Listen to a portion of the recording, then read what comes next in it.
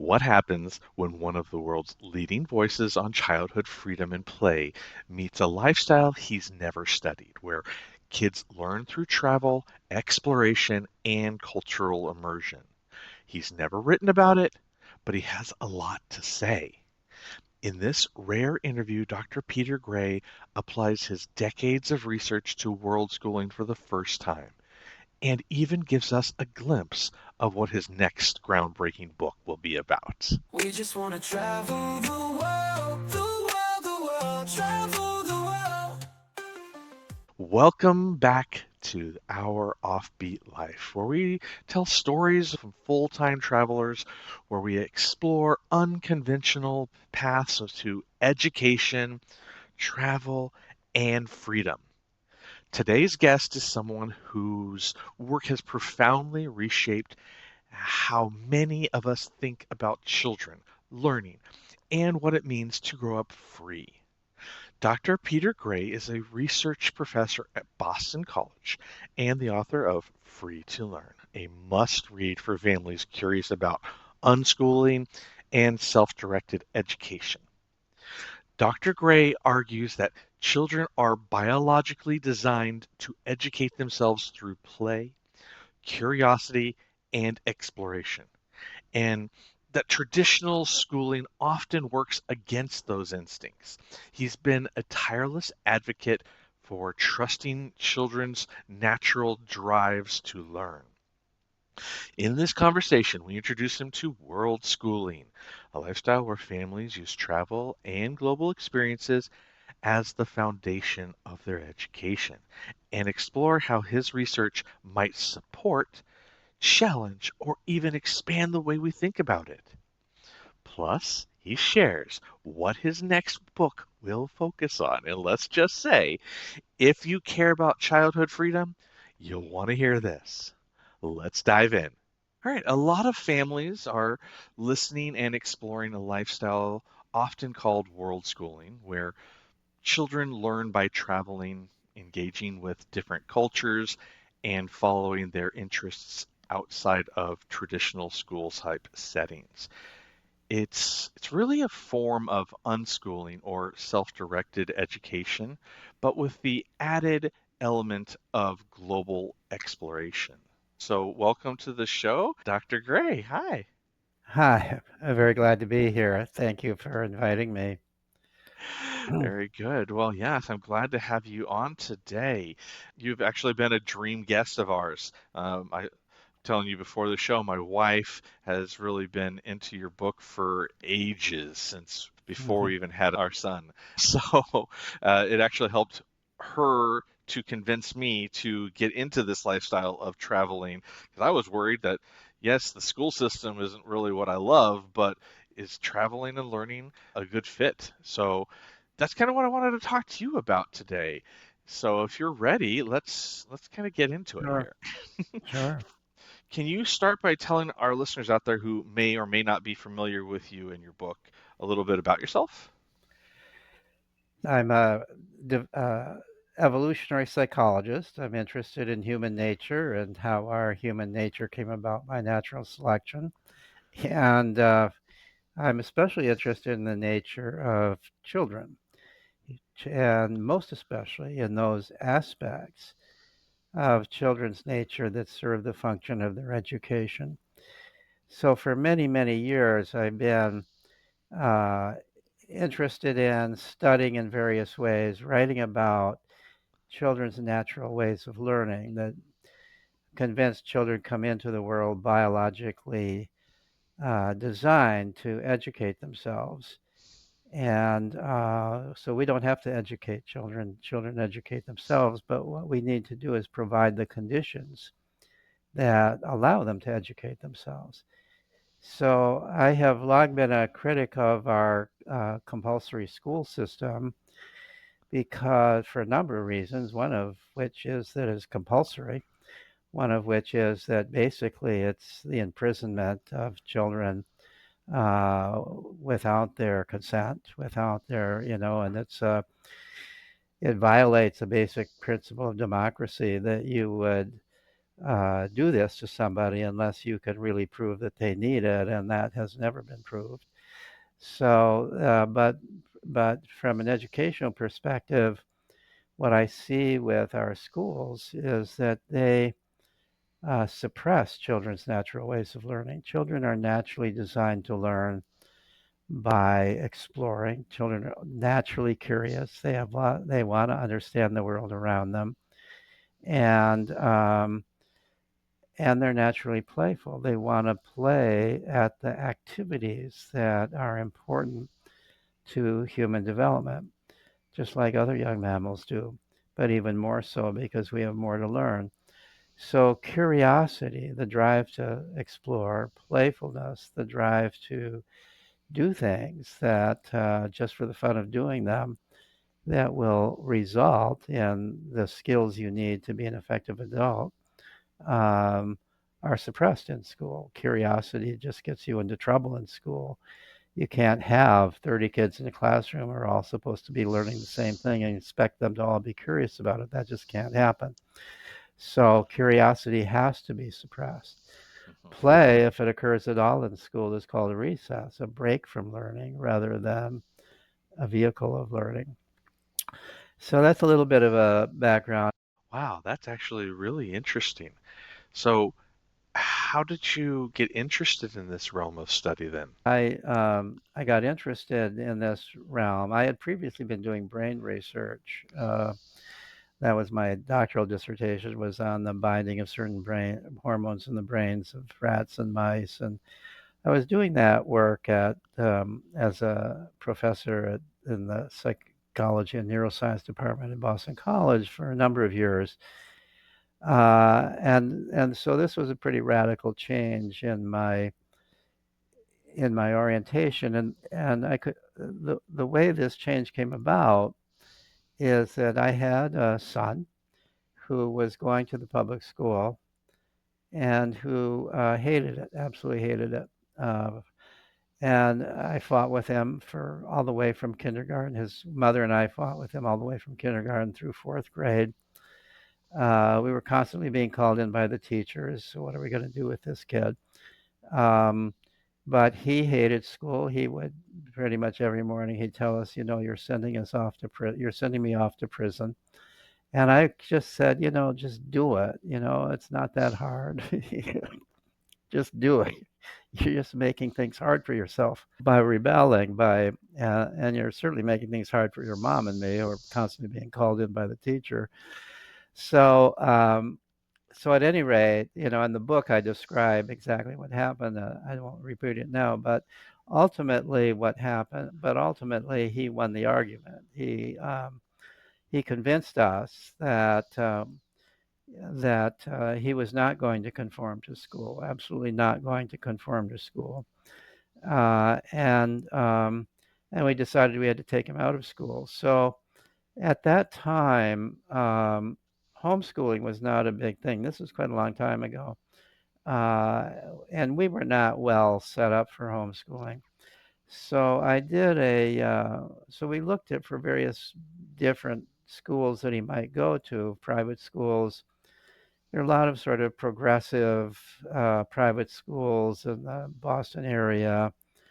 And we looked at them, and first of all, we couldn't have really afforded them, but he might have been able to get a scholarship to go. There was some talk that they would give him a scholarship to go to one or another of them. But when we visited them, he said, you know, this is sort of a nicer prison, but it's still a prison. I'm not going to go there. And so then we finally went to a school that was located just a couple miles from where we lived. I don't know why I'm sort of ashamed of myself that we waited to see this school last. But this was a radically alternative school. It's still in existence, called the Sudbury Valley School, Yeah. where children are free to play and explore and follow their own interests all day long. There are children there from age 4 through high school age. They're not segregated by age. They're not considered to be kindergartners or first graders or middle schoolers or high schools. They're just kids there, just students there. There are adult staff members who just call themselves staff members. They don't call themselves teachers or even facilitators. They don't believe they do any more teaching than anybody else. The school is established as a democratic community for children to learn to experience the rights and privileges and responsibilities of democracy. So all the rules of the school are made by democratic vote, where students and staff members, regardless of age, each have one vote. All the rules of school are made that way. Even a lot of the major decisions about us, about officers in the school, and about what the school should be purchasing with their limited amount of money, are discussed at the school meeting. And so the school is literally run by the school meeting. If you were to visit the school, it looks like children are just playing and exploring and doing what you would expect kids to be doing when they're free to do what they want to do. So my son when we visited, he said, if they're not just putting on a show here, if this is real, this is what a school should be. So we enrolled him there, and his mother and I were very happy that he was now happy. The anger left him. We had our kid back, our very bright kid, and but I was worried, as many parents might be, uh, about the long-term effect of this. You know, this school doesn't give any grades. There are no classes, not even offered. Kids who want to get a course going can do it if they want. They can organize one. Usually, talk a staff member into leading it, but that's rare, and it only happens as long as the kids want it. And there's no grading in it. Um, the So I was a little concerned about things like, well, suppose he wants to go on to higher education. Suppose he wants to go to college. I was a college professor. I wasn't even then the kind of parent who would push college. But on the other hand, I would want him to have that option if he decided on a career that requires college. So I was wondering about that, and I began asking about it and discovered, lo and behold, there are some graduates who have gone on to college. And I heard other stories about successful stories of individual graduates. But being a scientist, I wasn't satisfied with just a few anecdotes. I wanted somebody to do a study, a formal study of the graduates. At that time, the school was smaller than it eventually became, but there were still about 90 people who could be considered graduates, who were there for what would be their last years of high school someplace else, and who had gone on to life, not to some other secondary school when they left the school. And so I wanted somebody to do a study of it. This was not my area, but I couldn't find anybody else willing to do a study of it. I went to the Boston College Department of Education, couldn't find anybody interested in doing such a study. There was a group of people at Harvard who claimed that they were interested in democratic education. I thought this should be right up your alley, but they weren't interested in doing it either. This was kind of too radical for even them to consider.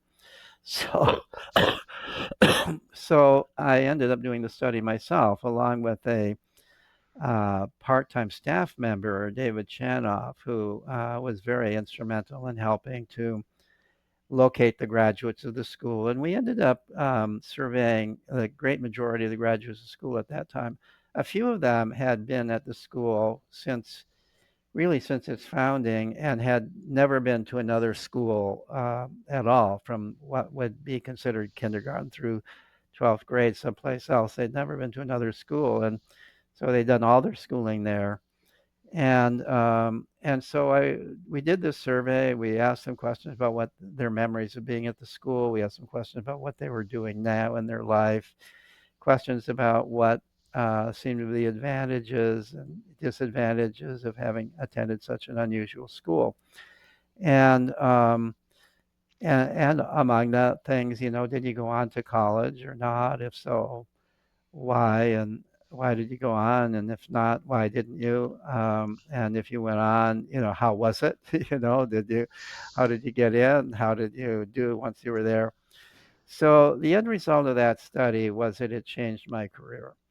Not immediately. I continued to do my rat and mouse brain study research for a while, but the results really blew my mind. I mean, here were something of the people that we actually contacted, something like 70 young people who had not done what we usually think of as school, who had been playing, exploring, following their own interests.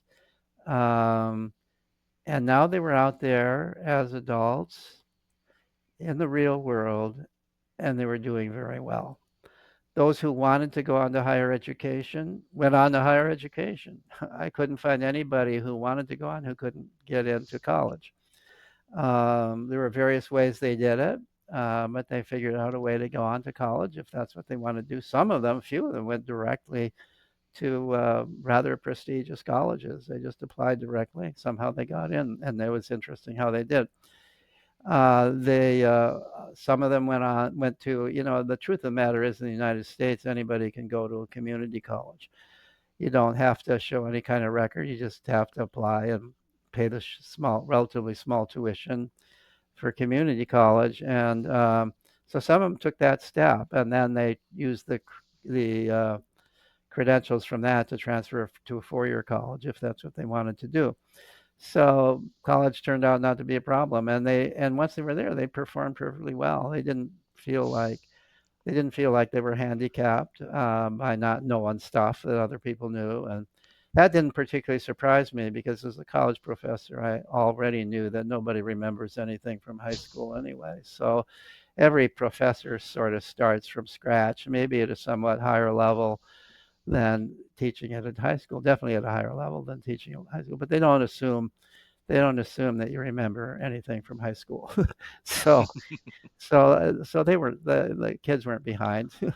And they felt they were advantaged in college because they felt like they already knew how to take charge of their own life. They had been all their life growing up. They had been responsible for their own learning. They'd been responsible for their own schedules.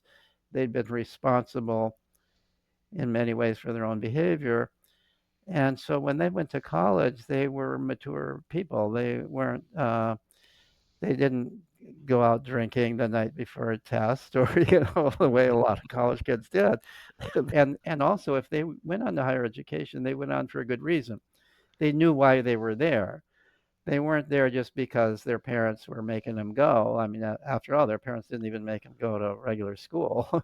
Yeah. So so they had a good reason to go, and they wanted to take every advantage of college, and they did take advantage of it. So, at any rate, that's a fairly long response to your question, but it tells you what intrigued me, that here was a group of people who, we have this view in our culture that everybody, you're going to be a failure in life if you don't go through school as it's usually defined. And and so here was this group of people who didn't go through school as it's usually defined, not even anything close to it. And they're clearly not failures in life. They were doing very well in life. One of the most interesting observations to me, and I've confirmed this observation in subsequent research with unschoolers, with people who are homeschoolers but don't give a curriculum to their kids and allow their kids to follow their own interests, and found the same thing regarding what I'm going to say next, which is that a very high percentage of them were going on into careers, or were already in careers that were a direct extension of passionate interests that they developed as children. So when children have lots of opportunity to play and explore, uh, they play and explore different things. And a good number of them find something that just is really especially intriguing to them, really especially interesting to them. They just really love doing it. And what I found was in among these young people that I studied, both at the graduate Sudbury Valley School and then subsequently grown unschoolers, what they did at some point, typically as teenagers, was to think, so some point I'm going to have to make a living, going to have to, not going to be supported by my parents all my life. How am I going to make a living? And they would decide, I want to make a living doing what I love to do. And they figured out a way to do that. So a very high number, there was a very direct relationship between what they discovered they loved to do in play and what their subsequent career was. And so how lucky they are that they can honestly say, my career is play for me. I would do it even if I didn't need to make a living. If I won the lottery, I would still do this because this is what I'm interested in. This is what I love to do. So that's a kind of a brief introduction to, or maybe a prolonged introduction to self-directed education.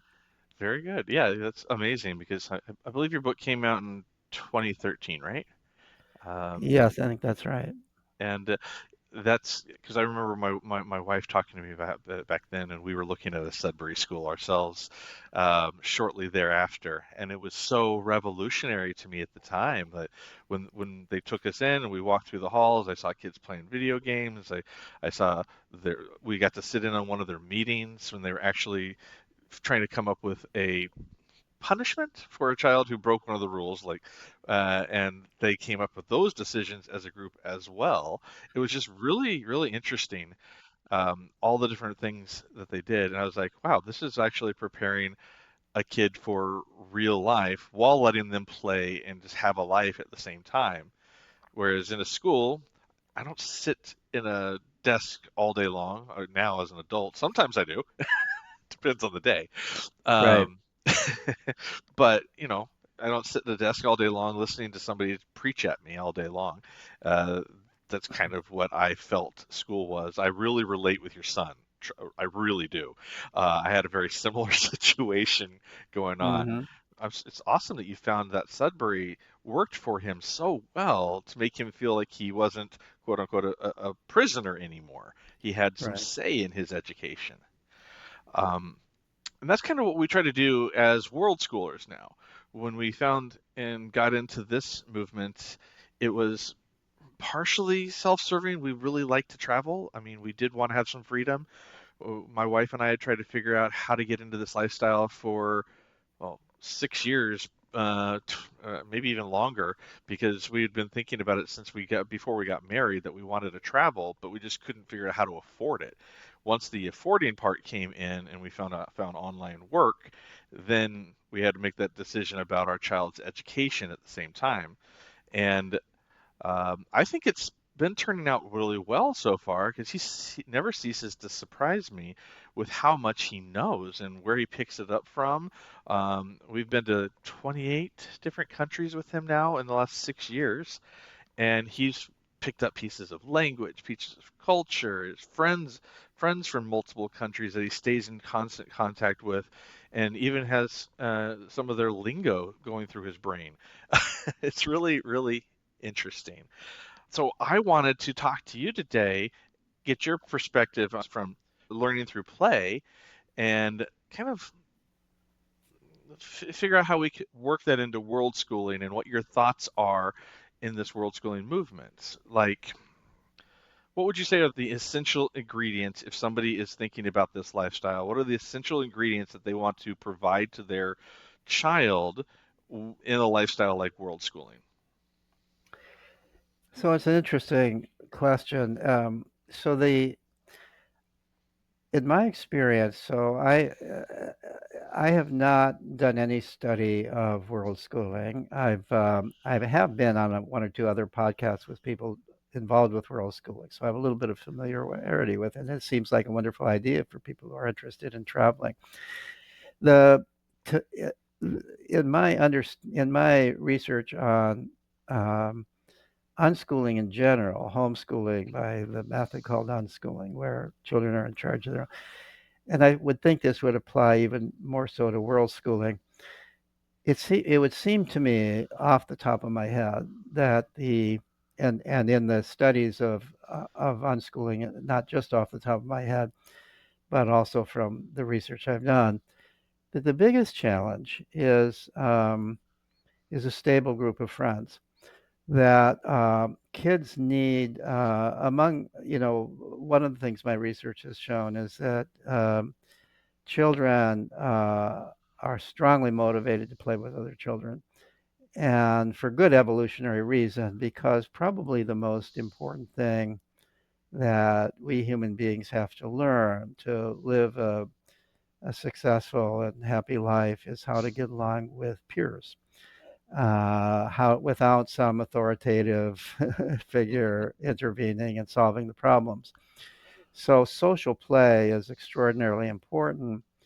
And so I would imagine that one of the challenges is how to enable that. Now, you've already mentioned that the internet helps solve that problem. You can have actual real play over the internet. I'm not one who demonizes the internet for kids. I think it's been a saving grace in many, many ways. Even for kids who are going to typical public schools, there's not a lot of opportunity for kids to play at school, and a lot of the play is now video games and playing with one another, and it has a lot of the same values as other kinds of play and interactions. So I would think that that would help solve that problem. But still, as to almost any group of parents, including parents in public school, I say the biggest problem of being a parent today is how to figure out a way that your kid can be involved in interactions with other kids without adult interference. Hmm. This is what children are deprived of, generally speaking, today. That it used to be that parents would just send their kids outdoors, and there'd be kids all over to play with. This was true when I was a kid in the 1950s, long ago. It was still true when my son was a kid in the 1970s. Things began to change in the 1980s. People began to have this fear of allowing their kids to go out and just play without some adult there to supervise them. And that's really when we began to see a rise in anxiety, depression, decline in what psychologists call an internal locus of control, the sense that I'm in control of my own life, because it was harder and harder for kids to get away from adults and do things independently without adults constantly in their face telling them what to do, solving their problems for them. So this is something that I've written a lot about, conducted a lot of research on. So it's interesting. I just kind of turn the question to you, I guess, is how does a world schooler solve that problem? And I guess part of it is how long do you stay in a given place, and are there ways that your kid can sort of find a group of kids, and is it a problem when they have to leave that group of kids and go on to another group? I know, in some sense, I kind of know the answer to that a little bit because in my own growing up, I said in my own growing up, my family moved a lot. So we weren't world schoolers, but you could say we were traveling. We moved. I lived in more houses than I was more towns than I was old until I was about 17 years old. So for a variety of reasons, we moved a lot, and but at that time, I could make friends wherever we moved, and I kind of missed the friends when we moved, but I was also looking forward to new friends. Hmm. So, so imagine something like that can happen with world schooling. Yeah. I think the military families paved the way for uh, a world schooling in some ways because they're always moving and their kids have to uproot and then form a new friend group. Thankfully, they all have something in common. And so I think the world schooling group has taken a little bit from that is we try to congregate, some of us, we try to congregate into different groups or we use the internet like Facebook groups and things like that to say, all right, we are going to be in Cambodia during this time frame. Anybody else plan on being there? we can hang out, we can go see the sights, we can live our lives, the kids can play, things like that. Or we set up a pop-up hub, as we call them. And I know we've hosted at least three of them officially ourselves. And it's a great way. You put it out there like a few months in advance, say, hey, this is where we're going to be. I'm writing an entire itinerary of fun activities that we can do that are kid friendly, not just focused on boring old museums, though there will be some museums involved, usually. And but we try to do things like that so that we can get a variety of ages together, and usually it is a variety from 3-year-olds up to teenagers. And they all get to have time with each other. The parents are nearby all socializing, but the kids are playing in the park or wherever we're at, and or doing whatever activity we're doing, which is awesome. We just finished one a few months ago in Japan, and it was just that situation. We went to the botanical gardens. The kids were running all over the place in front of us. Parents just walking, strolling through the gardens, and the kids making friends and doing their own thing. And my son found a brand new best friend that he never thought he would make, another one, and now they're all the time online together, which is awesome. So it's how they kind of like grab a piece of person here, a piece of a person there, and then he's figured out time zones on his own and knows that my friend's going to be awake for these hours. So if I'm going to get other things done, I want to get them done during this time so I can spend time with him and stuff like that. There's Right. times where I'm sure where I felt that he could be awake for 24/7 and always have a friend available to him. It's crazy.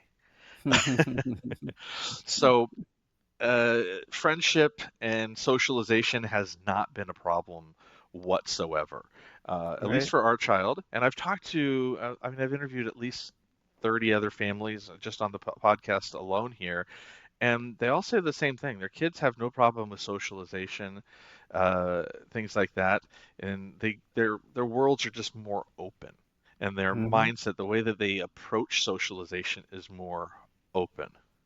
Saying Hmm. goodbye can be tough.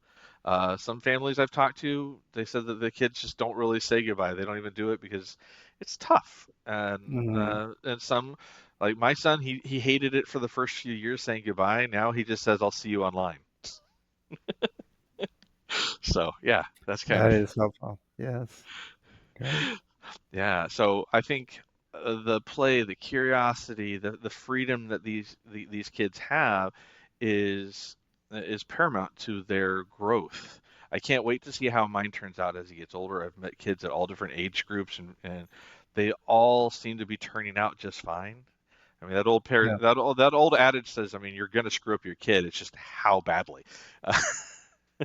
So we do the best that we can, and I'm trying to open my son up to a world where he can hopefully see different cultures, different people in a different light than maybe I did growing up in my small bubble in the USA.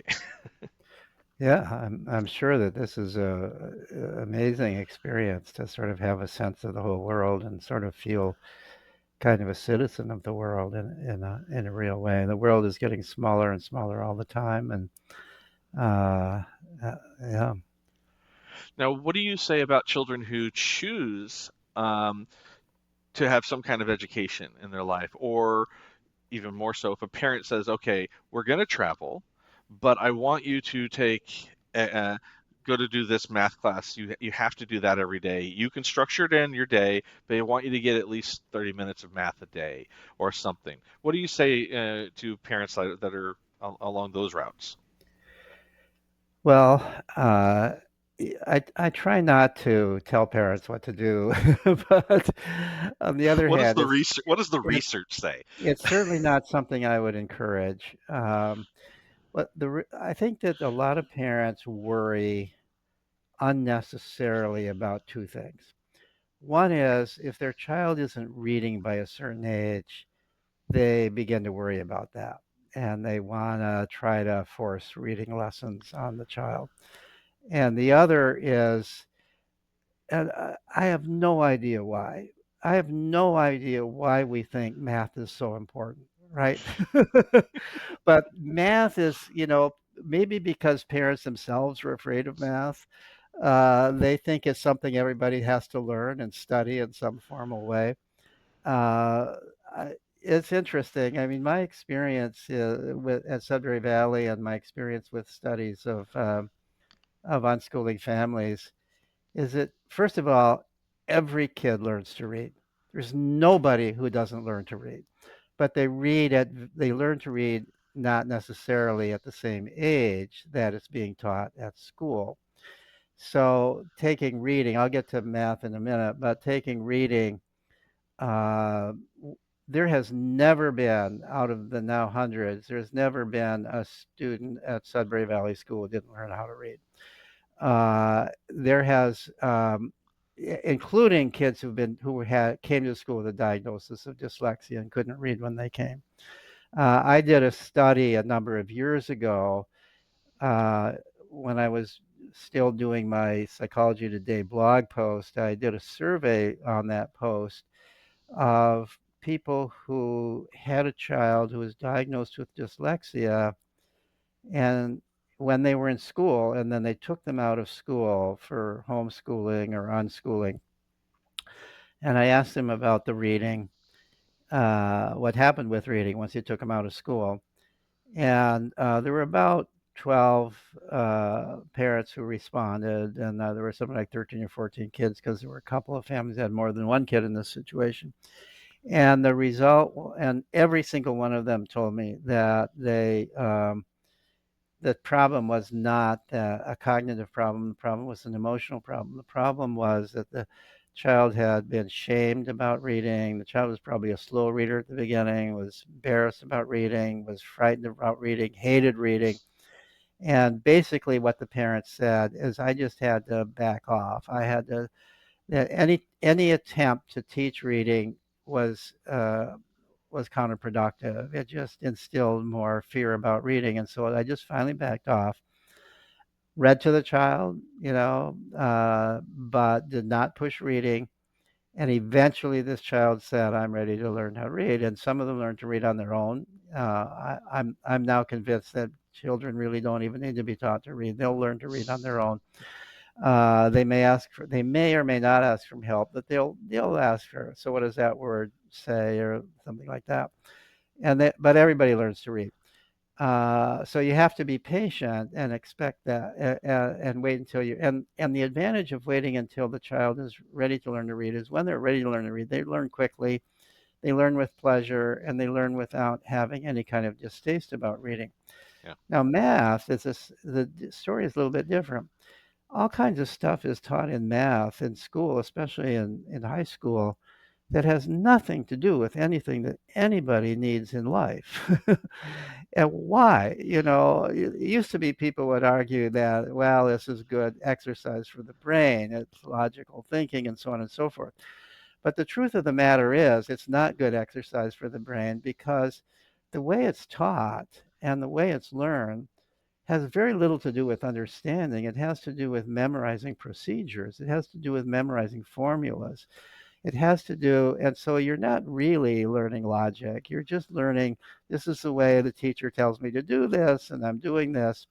I This was confirmed to me. I used to teach, among other things, I would teach statistics to social science majors at Boston College.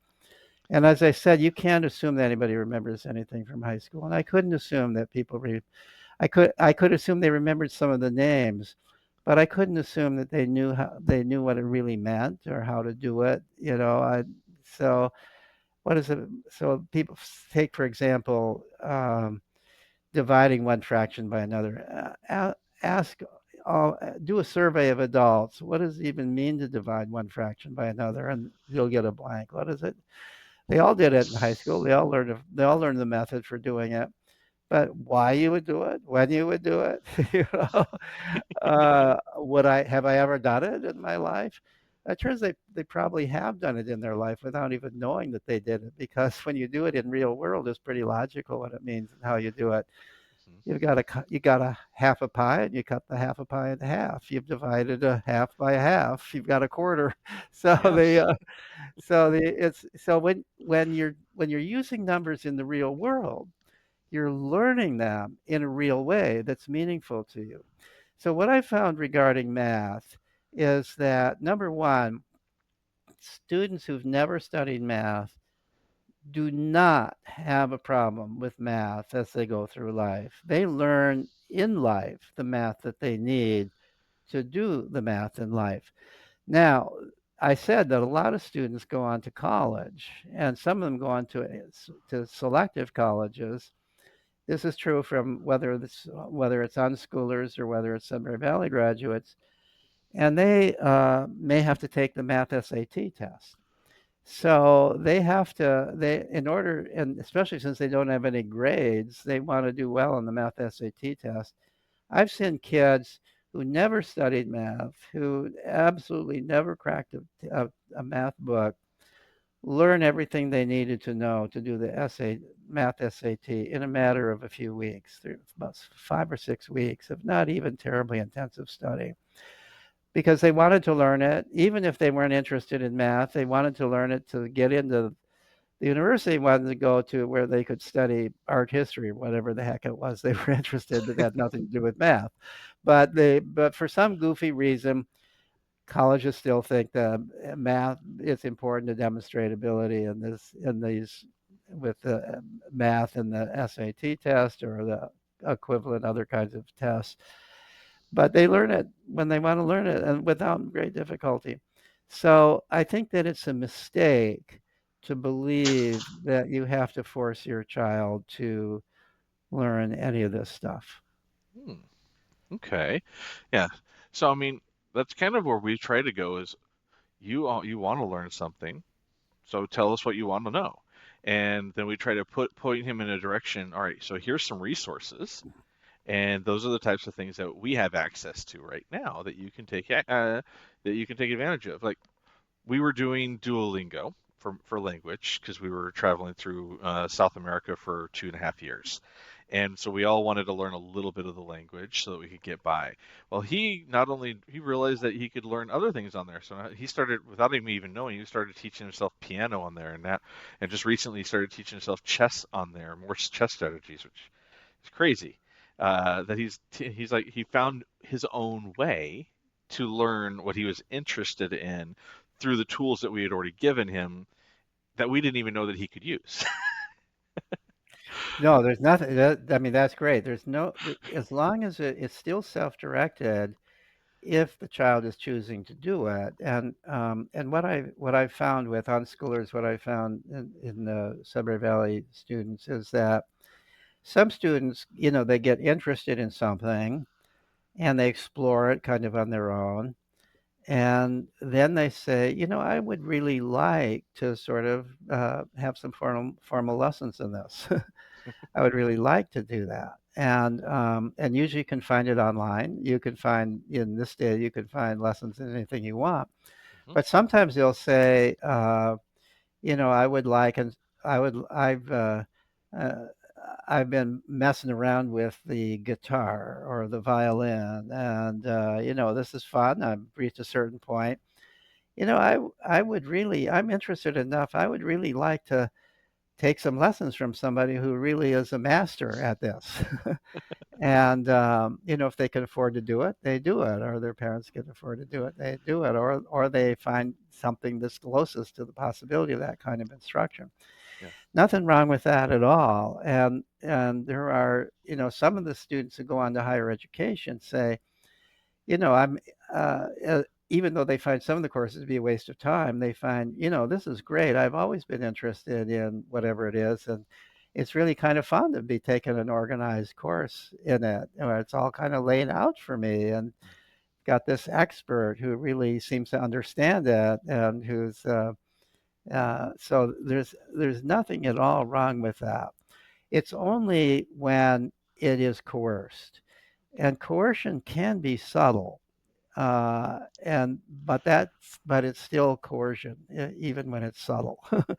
Manipulation, So yes. it is manipulation. So, like if the kid thinks, uh, my dad really wants me to do this, so I'll do it to please my dad.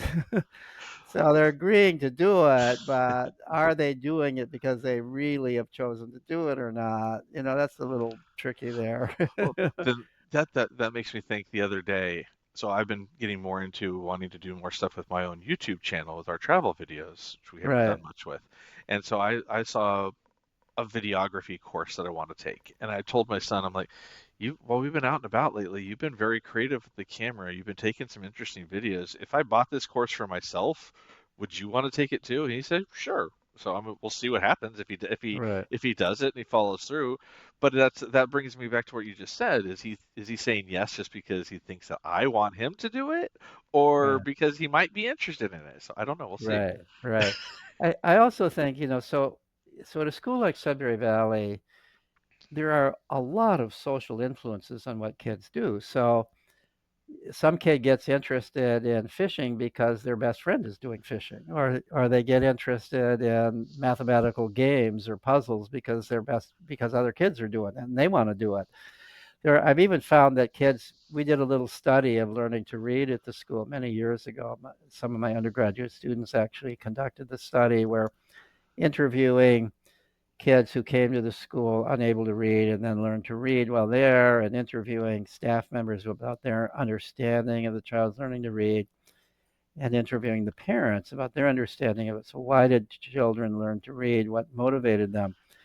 Was one of our questions. And so clearly many of them were motivated by the fact that they saw other people reading, they saw their friends reading, they saw other, one child said it very clearly. He said, um, these other kids, they were reading comic books and laughing and having such fun talking about it, and I wanted to join that club. I wanted to be able to not just look at the pictures, I wanted to be able to read the words.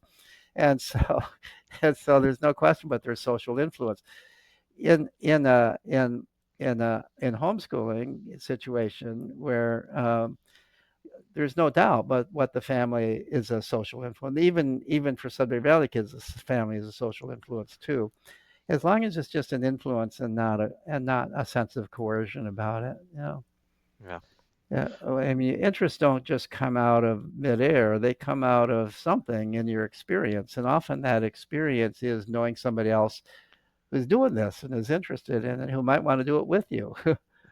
that's true. I can see that. And so taking it back outside, because a lot of world schooling is about outside stuff, about exploring new cultures, new places, like hiking through the Atacama deserts. When we were there, him learning how dry this place was one of the driest places on the planet, darkest places, the dark skies. We want to see the whole Milky Way galaxy. Walking through a marketplace in Thailand and seeing all these different things, smells, asking questions. How do you think those types of experiences might affect these children's motivation or their cognitive development?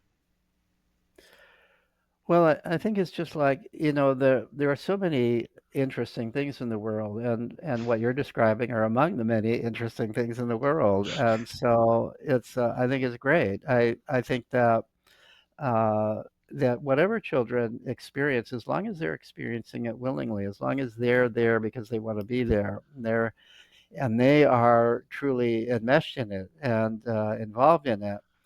Um, I'll tell you a little story here that I think might be relevant. So I used to, even before I got interested in child development, back when I was a graduate student in New York City, I used to sometimes go to the Museum of Natural History, a big maze. I don't know if you've ever been there, amazing museum. And at that time, it was free to go to, and you didn't have all these gift shops there. It was a much more interesting museum then than it is now. But so I would go there, and because I would be there on a weekday, I would see these groups of school children who were on field trips at the museum. So here they are on a field trip, and basically I saw two kinds of groups. One group was where the teachers leading the field trip, I assume they're teachers, are really kind of directing things. They're pointing out, oh, this is a Tyrannosaurus Rex. Everybody look at the Tyrannosaurus Rex. and then and then they're going on. and then they go. It's like the teacher feels that it's very important to expose them to all these things and tell them the names of it. And this is really a learning thing. They're supposed to be learning something while they're here. So, what I saw in those situations is a lot of really bored kids. The other situation, which seemed much more charming but was more rare, the teacher would sit down on a bench and say, "Okay, we'll spend 20 minutes in this gallery. Go, do whatever you want." And there the kids were making their own discoveries. They were going around, they were looking at it, they were talking about it, they were doing their own things. Some of them weren't doing anything related to it, they were just playing around. But everybody was having fun and everybody was interested. And I felt like that was a really growing experience. This was even before I got interested in self directed education. But it was obvious the difference. When my own son was born, we lived in New York until he was 3 years old.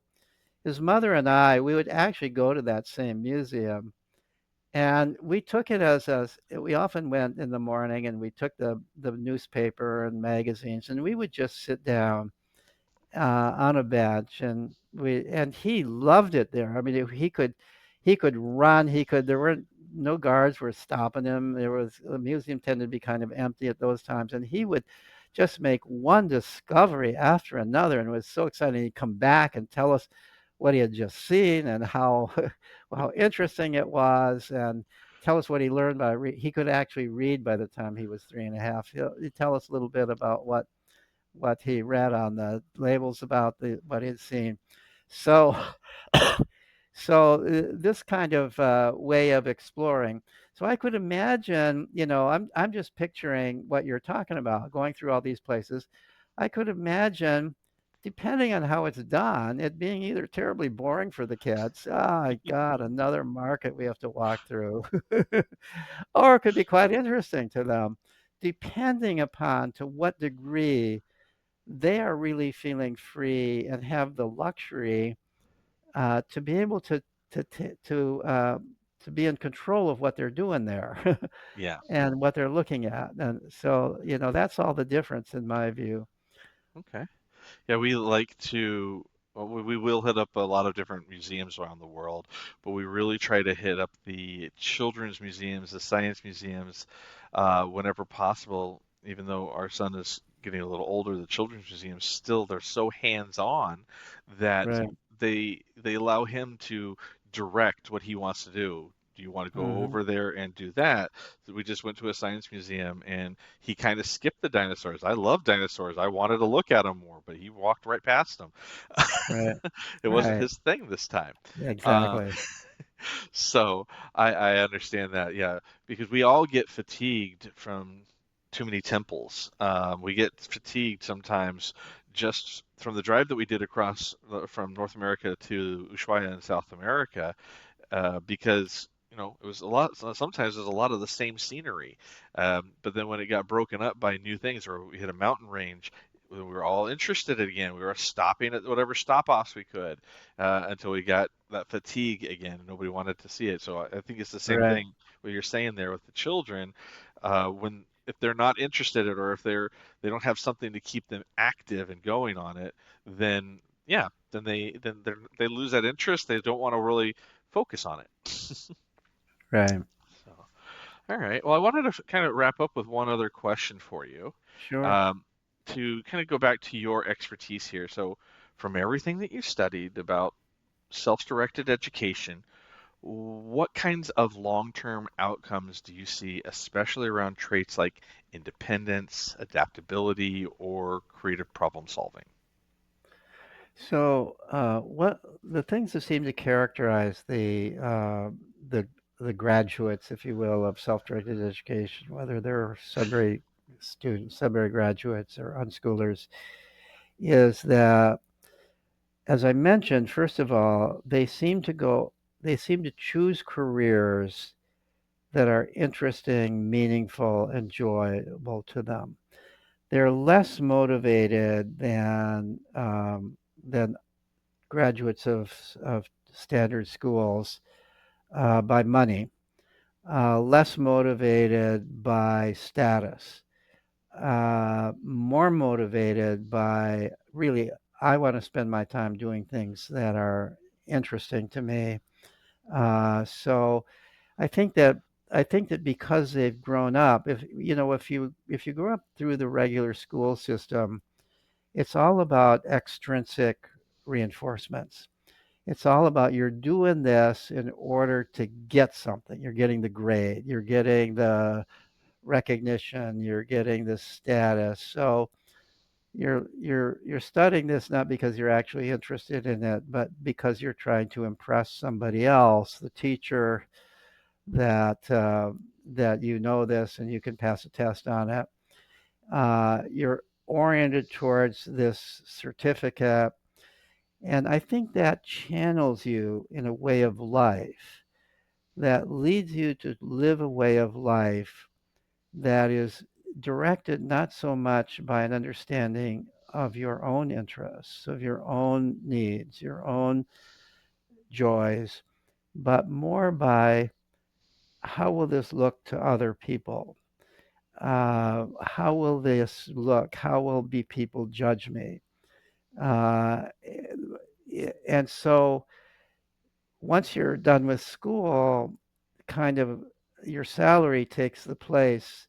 I mean, I've talked to a lot. I used to when I was a professor, I still had students at Boston College, and during advisement week, I would sometimes sit down with students, and I'd ask them about their what they were thinking of going on, what kind of career they were thinking of going on, and somebody would say, "Well, I think I'm going to be a doc. I want to be a doctor," or somebody would say, "I want to be a lawyer," or somebody would say, I'm going to go into business. I want to be a business executive.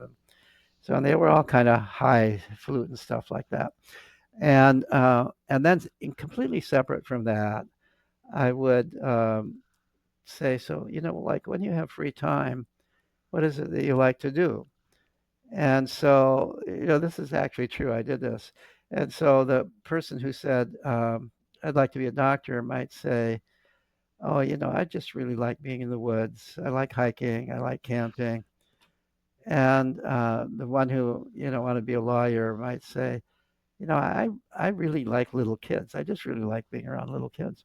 And so then I'll back up, and at some point I'll say, so you said you wanted to be a doctor, but you actually really like to be out in the woods. You're not going to have a lot of time to be out in the woods as a doctor. Why might you not want to be, say, a forest ranger? And the one who wants to be a lawyer, you like little kids. Why might you not want to be a kindergarten teacher or a nursery school, or manage a camp for little kids? And and the response that I would get, they were polite about it, but it was as if I had insulted them. Why? Because I was suggesting something that was of lower status, lower pay. Now, the students from Sudbury Valley, they would choose. They would not become a doctor unless they really wanted to become a doctor. They would become a forest ranger if they liked being in the woods. They would become, develop a little forestry school for little kids or something if they like little kids. They would do what they like to do.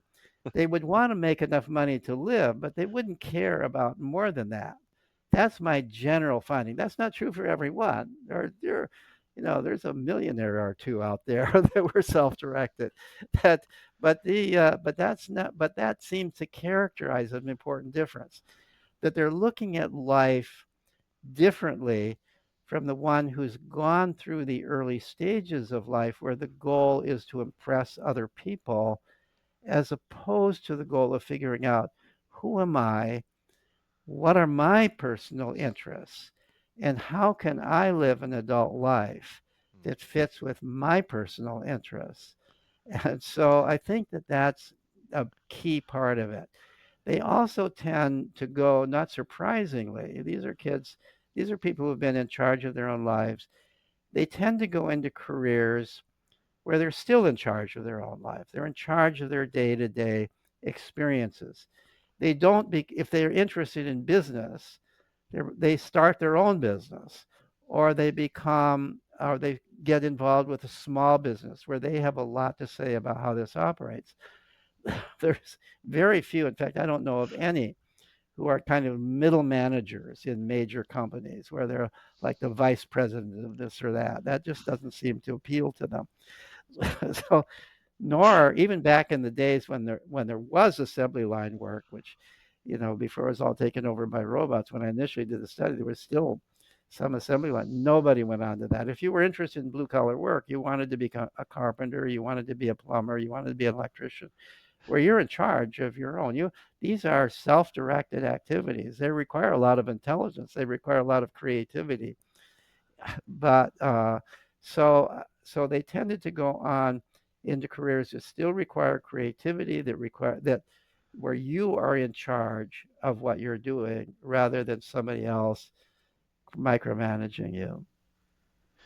Yeah, I can see that from my experience with all the different kids that we have met, and to our listeners, some of the kids that we've actually interviewed this season on the show. Um, these kids are brilliant and have such insightful thoughts. Um, Mm, and I really can't wait over the next few years. I don't like to rush it, but I want to see where these kids turn out, my own included. Um, mm. and on that, like, does your research ever show anything like us parents, especially as traveling parents, just want to know when will we see our kids make those decisions? When will we see a sign that th- that's what they're interested in? That might be their career. Let's focus some of our attention on giving them the skills or the tools to reach that. Is there like a developmental point where a kid will make that, or is it just vary on the kid? So so first of all, so we tend to talk about kids who develop a passion and interest and then pursue that interest. And as I said, about 50% of the graduates of Sudbury Valley, about 50% of it's pretty clear to see that's the case. But that's not true of everybody. And I think it's extremely important that parents recognize that there are individual differences among kids. There are some kids who just never, they're not passionate about, they're interested in things. They dabble in this, they dabble in that. They have fun, they have friends, they're good kids, they want to be good kids, but they're not going to be a superstar in something. And if you're a parent, you've got to give up the idea that my kid is going to be a superstar in something, even if it's a superstar in being the world's best plumber. That's not the that's not for you to decide. You want to you your the It's important that your kid make a living somehow. It's important that your kid be comfortable. But I think that when we get the idea that somehow self-directed education is going to lead your kid to be a little genius in some realm, that puts pressure on the kid. That puts an expectation in the parent's head that may not be fulfilled. You've got to love and accept your kid for who they are. And not everybody. I mean, we need people. We don't need we need some people who are creators, but we need other people too.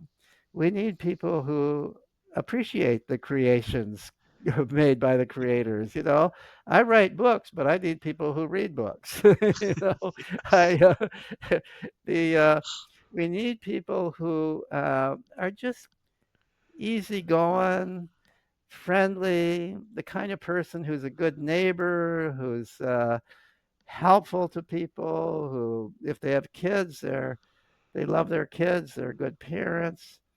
I think that it should not be the goal of any parent to um, try to even expect their child is going to become really great at something. uh, just really the important thing, I think the important thing is to recognize every human being is a valuable human being. this is a human being that's living with me for a period of time, and they're going to go on in their life. And the best I can do is, be helpful to the degree they want me to be helpful as they're going through this. It's not my task to direct them. It's not my task to try to motivate them in some way or another. The motivation comes from within, and different kids are motivated in different kinds of ways. All right. Well, I think you hit the nail on the head on that. Hmm. Different kids are motivated in different ways. Yes. Well, Hmm. thank you so much, Dr. Gray. This conversation will inspire a lot of families thinking about how to live and learn differently. Uh, we will link Free to Learn in the show notes. Is there any other of your books that you wanted to mention or you think that these families could really benefit from? Not particularly. I mentioned I write a Substack, which anybody can subscribe to, uh, uh, uh, called to I'm not I'm blanking on the name of my own Substack. To play as human, something like that. You can just Google Peter Gray Substack. But I write essays, letters I call them, on the Substack regularly on these kinds of topics. I'm currently working on a new book, which will probably be out in sometime early in, or maybe it's hard to know how early, but sometime in 2026. So I'm pretty close to done with the first draft of this book, and this is going to be a book on um, which really deals with how over the decades we have more or less destroyed childhood in the United States and many other countries, and what we have to how we've destroyed it and what we need to do to bring it back. So that's a book to keep an eye out for when it Ooh. comes. Do you have a title for that yet that you want to talk about, or No, not the yet? the publishing company and I have different views on that. So far we haven't arrived at a specific title.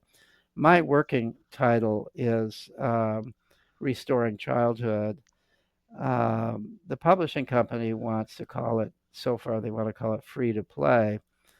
Sort They're of trying the to play. They're trying to play off of your old books. They're Eh? trying to play off my old book. That's right. And I tell them this is a lot more than play, and they recognize that. But at any rate, the title will probably be in something entirely different from either of those in the end. Well, Uh, we will have our yeah. listeners keep a lookout for your new book, hopefully in All right. 26. That'll be awesome. Um, Yeah. I look forward to reading that one as well because yes, I totally agree. That's when I finished out my master's. I was talking all about how the education system based on agrarian society and all of that and how it's totally out of date and it needs to be reformed. So, not to get in on all of that, but I would love to pick your brain some more someday and hopefully we can reconnect again. But this has been an awesome conversation and I really wanted Good. to thank you for accepting to be on today. This was great. So, do you have any parting thoughts or parting advice for our listeners? No, not except just listen to your kids and respect your kids. That's pretty obvious probably to everybody who's doing what you're doing. Yes, listen to your kids and respect your kids. I love that. That is really good Mhm. advice, actually. Um, Mhm. so thank you very much. So, folks, if today's conversation stirred something inside of you, maybe a sense of possibility or even a little discomfort, you're not alone. Rethinking how our kids learn and how we live as families takes courage. But as we've heard today, when we trust curiosity, play, and freedom, the world itself becomes the classroom. So thanks everybody for tuning in to the Our Offbeat Life podcast. Until next time, keep learning, keep exploring, and keep questioning the rules that don't serve your freedom. Take care.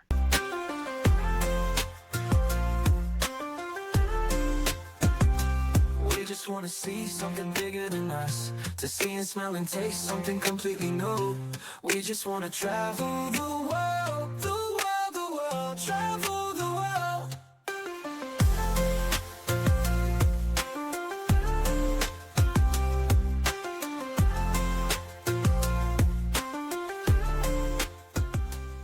All right.